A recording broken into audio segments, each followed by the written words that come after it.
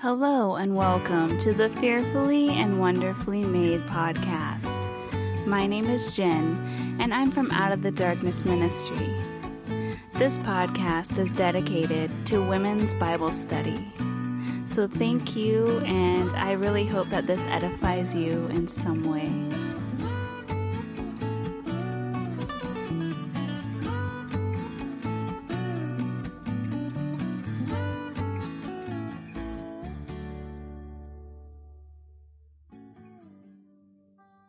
So, hello and welcome. And like the intro said, my name is Jen and I'm from Out of the Darkness Ministry.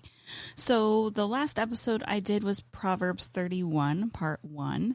And now we are on Proverbs 31, part 2. And I do have to say there is going to be a part 3 because I could not get through this whole passage of the virtuous woman in just one episode.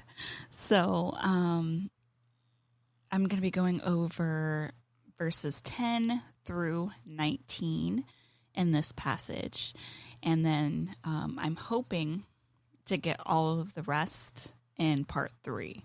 So that way I won't have to go into a part 4, but we'll see. We'll see how that goes. Before I start, we're going to kind of talk about a few questions that we need to think about when we are reading this passage. So Proverbs 31, the virtue of a noble woman.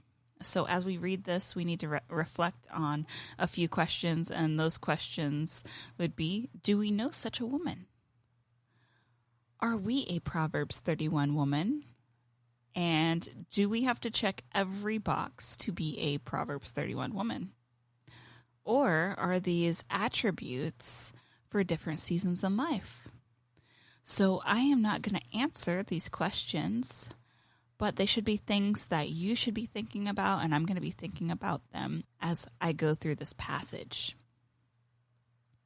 So I'm going to be reading today out of the Berean Study Bible. Now, this Bible you can read for free on BibleHub.com. I think that you can also order a copy of it. You can also get it in a PDF for free. But I'm going to be reading out of the Berean Study Bible for this this passage. I can't remember which one I read out of in the one before that. But this passage is called The Virtues of a Noble Woman. So starting at verse 10, it says, "A woman of noble character, who can find? She is far more precious than rubies. The heart of her husband trusts her, and he lacks nothing of value. She brings him good and not harm all the days of her life. She selects wool and flax and works with eager hands. She is like the merchant ships, bringing her food from afar. She rises while it is still night to provide food for her household and portions for her maidservants. She appraises a field and buys it. From her earnings she plants a vineyard.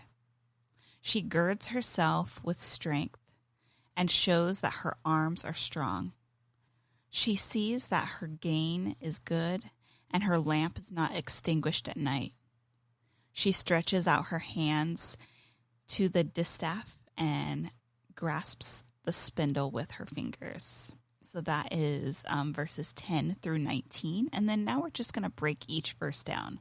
So Proverbs 31 verse 10, it says, "A woman of noble character, who can find? She is far more precious than rubies." So this verse is talking about a woman of valor or a woman of strength. Who can find? This is more of a rhetorical question.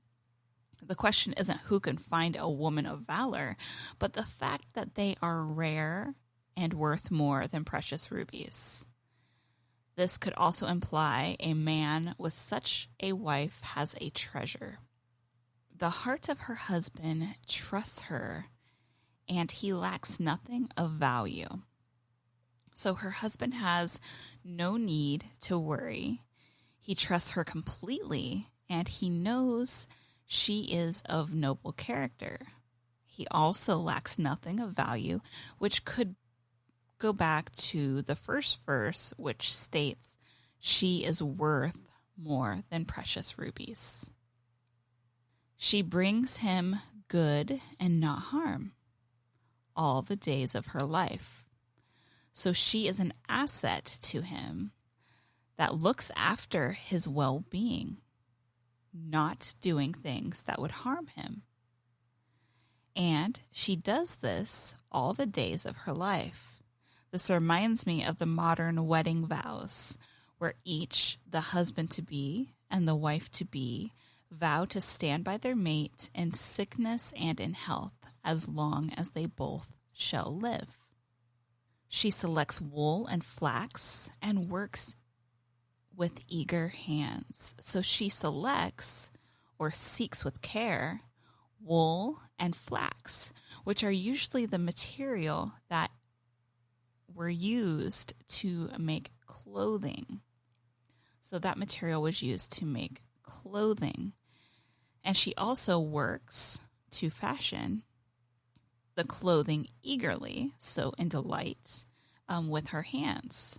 This doesn't necessarily mean that to be a good wife, a woman needs to go to the craft store and buy some wool or material and sew every garment eagerly for their spouse. The point that seems to be made is that the woman enjoyed doing things for her husband.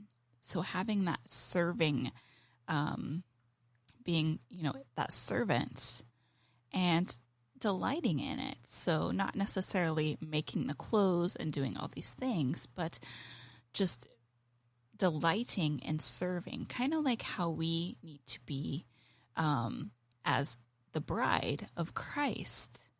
So we can also look at Proverbs 31 as being like the bride of Christ. Like, what are we supposed to do?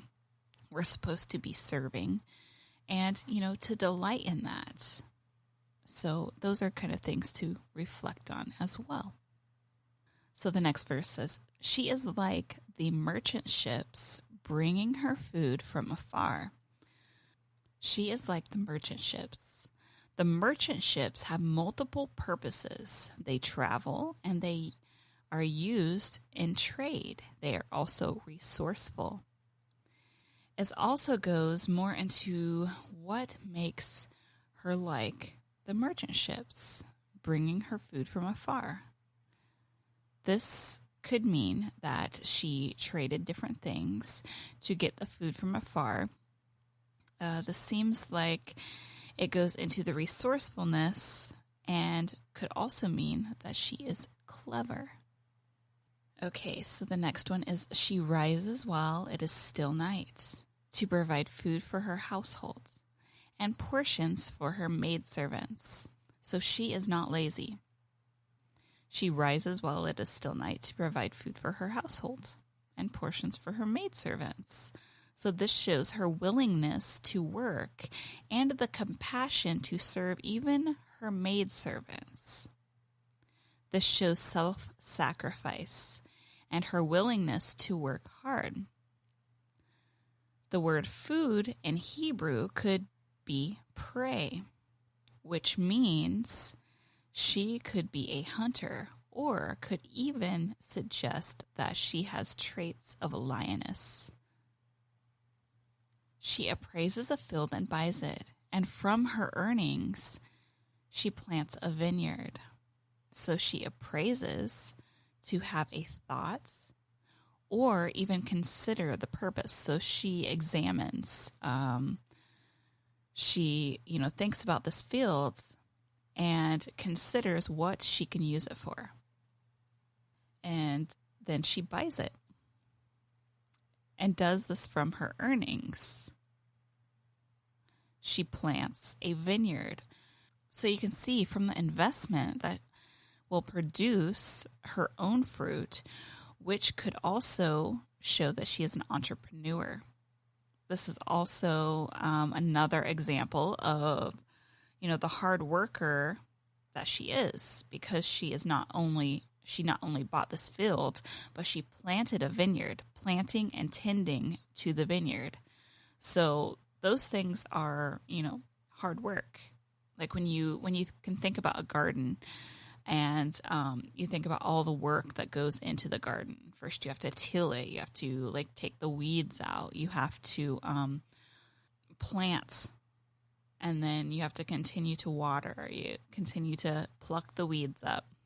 And if you don't tend to it regularly, then the weeds can overtake the garden, and those weeds can take the nutrition from the other plants that produce fruit and stuff and cause them to not have really good fruit, or can choke them out. So the fact that she plants and tends, plants the vineyard, she's probably also tending to the vineyard. Okay, the next verse is 17, and it says, she girds herself with strength and shows that her arms are strong. So she girds herself with strength. This reminds me of Philippians 4:13. I can do all things through Christ who strengthens me. Pointing to Christ. Christ is our strength. It goes on to say, and shows that her arms are strong. This also shows her willingness to work hard. So verse 18, it says, she sees that her gain is good, and her lamp is not extinguished at night.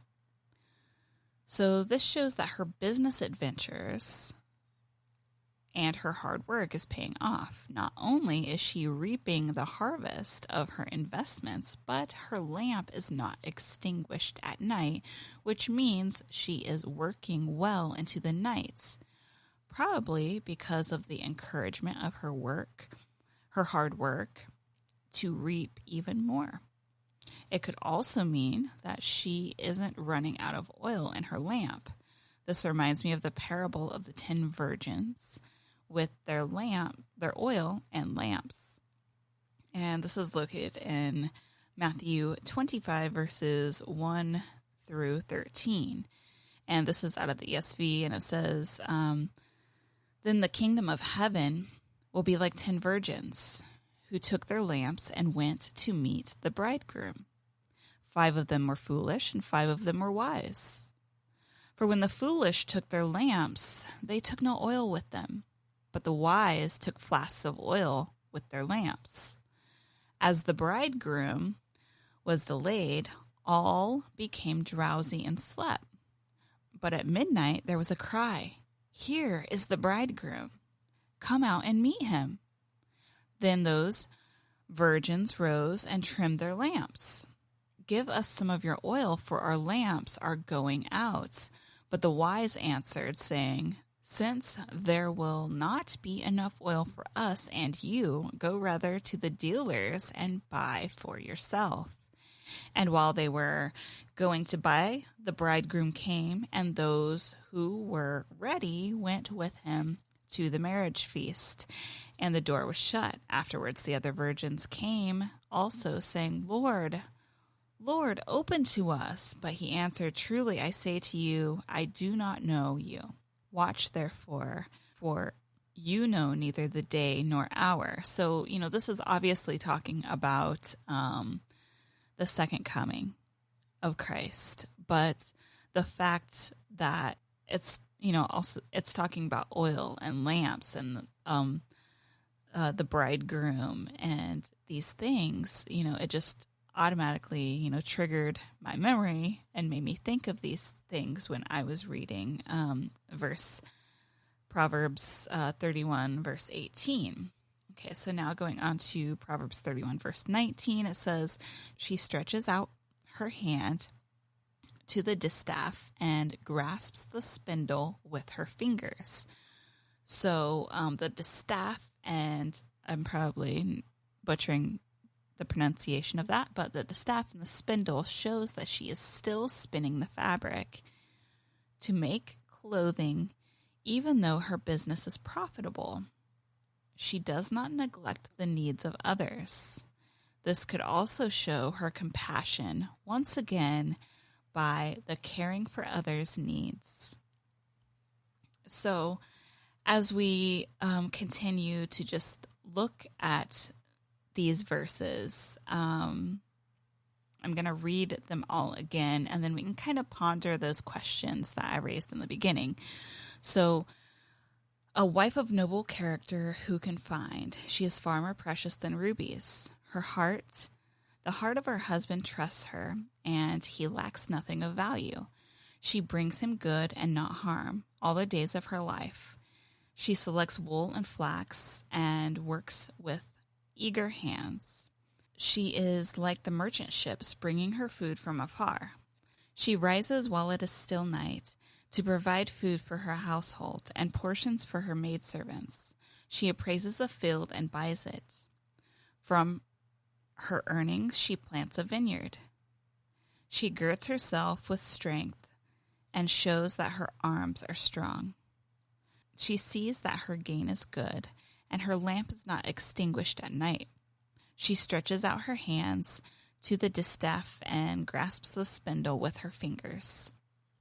So kind of going back to what I was talking about in the beginning, do we know such a woman? Are we a Proverbs 31 woman? And do we have to check every box to be a Proverbs 31 woman? Or are these attributes for different seasons in life? So when we read each one of these in Proverbs 31, where it talks about the virtues of a noble woman, we just have to continue to ponder and think and reflect.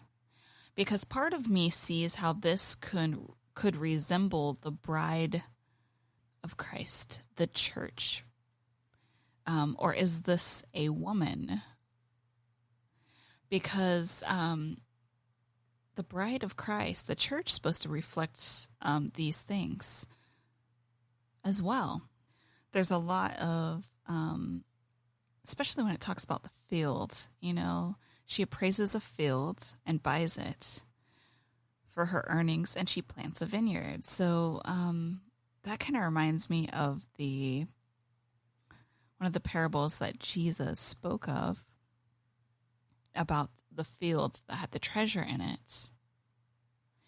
And just a lot of these reminds me of different parables. So are these the qualities of the church? Are these the qualities of a virtuous woman? Do we have to check every single box? Or are these meant for different seasons in life? These are things to ponder, and I hope that you'll think about these as you read Proverbs 31. And the next episode, we'll just finish out this passage starting at verse 20 and going all the way to the end.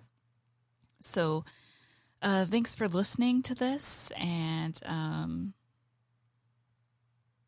I hope you have a good rest of your day. So grace and peace, my dear sisters.